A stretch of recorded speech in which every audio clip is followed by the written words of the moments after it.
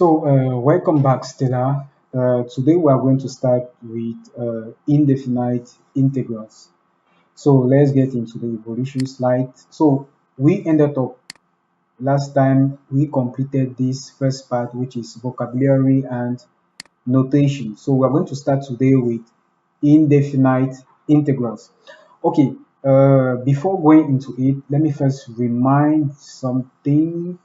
In fact, there are two rules that I forgot to add last time. Let me add them. They we ended at it was rule 7. So the eighth rule that I wanted to give is that the integral of f of x plus g of x plus or minus g of x dx is simply equals to the integral of f of x dx plus or minus the integral of g of x dx. And the last one, rule 9, is the integral of a f of x dx is simply equals to where where a is an element of the set of real numbers. Wait a minute, let me write this. Where a is an element of the set of real numbers is simply equals to a is not a function of the variable x, so a can go out. It's a real number, so it will be equals to a integral of f of x dx. So that's basically what I wanted to add as rules. If I am to give an example here, I'll let's say integral of x squared plus cos x dx will be simply equals to what? Integral of x squared dx plus what? Integral of cos x dx. This is the application of this rule. This other rule, the integral, for example, of 3 cos x dx will be equals to what? It will simply equals to 3 times the integral of cos xy dx. You understand? So that's basically what I wanted you to know about these rules. So let's jump into the next part. As I said, indefinite integrals. Today in this video, we are going to see how to integrate x to the n, where n is different from -1. We are going to see how to integrate ax plus b to the n, where n is different, must be different from 0 and -1. And we shall see examples. You understand? The examples I'll be taking here, I'll always be precising where I'm taking the examples. You understand? It will either be in your textbook called Advanced Level Pure Mathematics Made Easy, or in the textbook explaining pure mathematics. I'll always be precising the pages for you to get into your textbooks and look at the exercises or examples. So let me jump into the things. Wait a minute. So evolution vocabulary. Wait a minute. This is a new section. This section will be called indefinite integrals. Indefinite integrals. Okay, let me try to parameter things.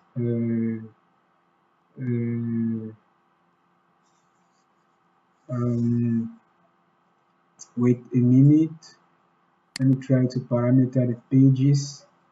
Format de page A3.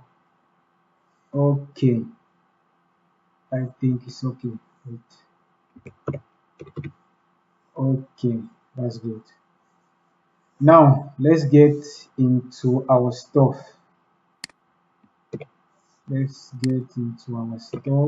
Okay. Let me take a red pen. We are going to see we are into A2 now. Indefinite integrals. Okay. The first type of indefinite integral, I'll call this 2.1, integrating x to the n, where n is different from -1. So here there is a formula, a well-known formula that you know necessarily. The integral of x to the n dx, or the primitive of this, of x to the n dx, is simply equals to x to the n plus 1 all over n plus 1 plus our constant of integration. Never forget it, where k belongs to the set of real numbers. And be very careful, this formula is only valid when n is different from -1. Let me show you where this n different from -1 comes from. This is the integral of this. Here's the answer. If you look at this, if you look at this, x to the n plus 1 all over n plus 1, this function exists when the bottom, if the bottom is equals to 0, this function will not exist. This function will exist if n plus 1 is different from 0. So that's why you have what? N different from, if the plus 1 goes to the other side, you have n different from -1. This is where the n different from -1 comes from. So this formula is only valid when our n is different from what? -1. Take note of it. Because, let me explain further. If, let's say, you have our f of x equals to x to the n. If n equals to -1, what do we have? F of x will be equals to x to the -1, which is equals to 1 on x. The integral of 1 on x is what? You basically know if the integral of 1 on x is simply equals to what? Ln of the absolute value of what? X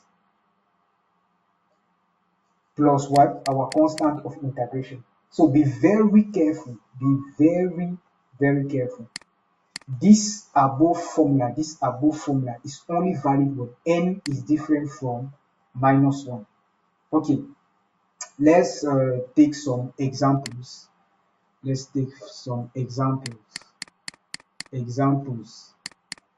Let's take some examples. I'll be doing if you go on your textbook, your Puma textbook, Pure Made Easy, page 328, page 328, example 17.1, example 17.1. So I'll do example 17.1. Let's do the A. The A, we are asked to find the primitive or the integral of x to the 5th dx. We shall do the B, yes, the B, where we are asked to find x to the -3 dx, and we shall do C, where we are asked to find the integral of x to the 1/3 dx. We shall also look at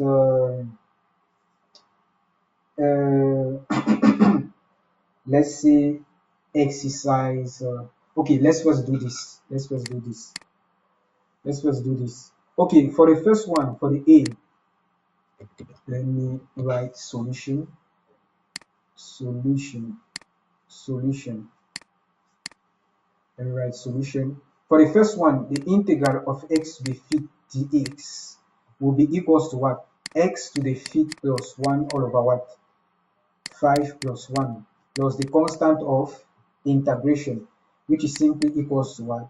X to the 6th all over 6 plus the constant k. You understand? This thing, you are not supposed to show it in your working. There's no need of showing it. This addition, this simple addition, you can do it in your raw form. So this was A. For the B, the integral of x to the -3 dx will be simply equals to what? X to the -3 plus 1. We just apply the formula. This is what the formula says. We just apply the formula. X to the -3 plus 1 all over -3 plus 1 plus the constant of integration. let's say we call this other constant k1. You understand? Here our k belongs to the set of real number. Always precise it. K1 belongs to the set of real number. So this will be equals to, I will have here x to the minus 2 all over minus 2. So this will be simply equals to minus a half, wait, let me write it down. If I'm to write it well, this will be simply equals to minus 1 on 2x squared. You understand? So the integral of x cubed dx minus x to the minus 3 dx will be simply equals to this. So the next example, uh, C, we were asked to find what? The integral of x to the 1/3 dx. X to the 1/3 dx. Integral of x to the 1/3 dx will be simply equals to x to the 1/3 plus 1 all over 1/3 plus 1 plus the constant k2, where k2 belongs to what? The set of real numbers. So this will be equals to 1/3 plus 1. This will be 4 on 3. So we're going to have x to the 4 on 3 all over 4 on 3. That's it. Yes. So this will be equals to 3 on the 4, 3 on 4 x to the 4 on 3. That's it. So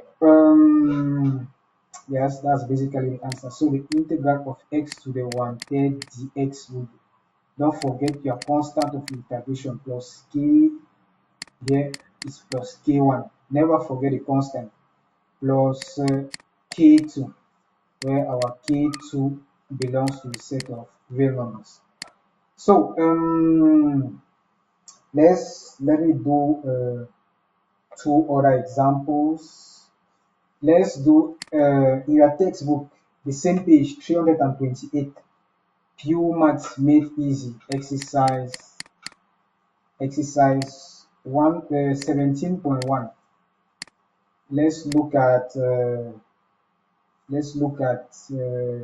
one where we are.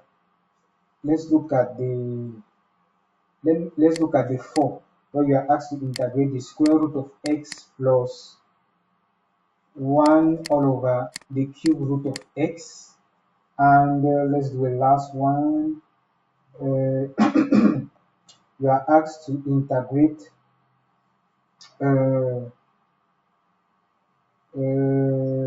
let me take this one.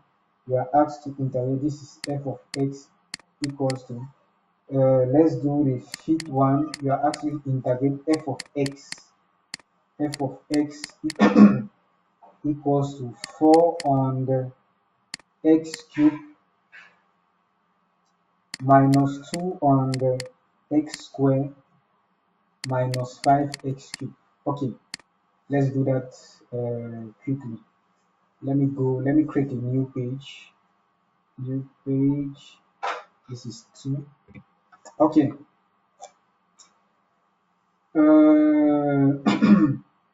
The first one, solution.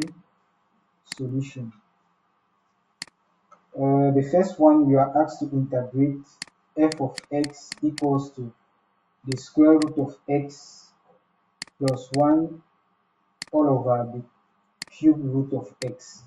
I'll first write it as, this is x to the half plus x to the minus 1/3, because this can be written as x to the 1/3. When you bring, this is a rule of indices. A to the minus n is equals to 1 on a to the n. I think you remember that rule. Okay, that's simply it. So from there, I'll just proceed. It implies the integral of f of x dx will be equals to what? Will be equals to the integral of x to the half dx plus the integral of what? X to the minus 1/3 dx. This will be equals to x to the half plus 1 all over a half plus 1 plus x to the minus 1/3 plus 1 all over minus 1/3 plus 1. Don't forget your constant of integration, k3. You understand? K3, where k3 belongs to the set of real numbers. I'm sure you ask me a question here. Why is it that I did not integrate this and wrote a constant here, k, let's say for example k2, and for this one I wrote a constant k3. Let me explain why it's a wastage of time. If you integrate this and write aside k2, and you integrate this other one and write aside what? K3. These two numbers are real numbers. They are real unknowns. The sum of two real numbers will always give what? A real numbers. A real number. So there is no need of writing these two k's. You understand? This k3 simply represents the sum of these two k's. You understand? So there is no need for writing this, integrating this and writing it constant, and integrating also this and writing it constant. So that's basically why I'm not writing the two constants. You understand? Okay, let's complete this. From here, we shall have this is 3 on 2. This will give 3 on 2. So I will have 2 on 3 x to the 3 on 2 plus what? Plus this will give 3 minus this 2. This will give 2 on 2 on 3.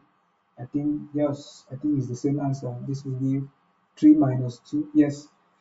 No, this will be 3 on 2x to the what? To the 3 on 2. Yes. To the 2 on 3, pardon. To the 2 on 3. Yes, that's the answer. So, so that's basically this on 3, this 2 on 3. 2 on 3. Plus our constant of integration. So if we are to write it back in this form, I think I can write it as 2 on 3, 2 on 3 root x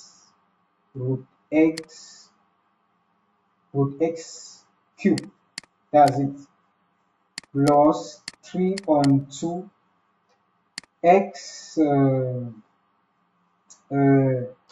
the third root of x squared plus our constant of integration k3. Remember that a indices to the n on b to the n of m is equals to what? The n root of a to the n, which is also the same thing as the nth root of a to the n. So you can still continue and write this as 2 on 3 root x cube plus what? 3 on 2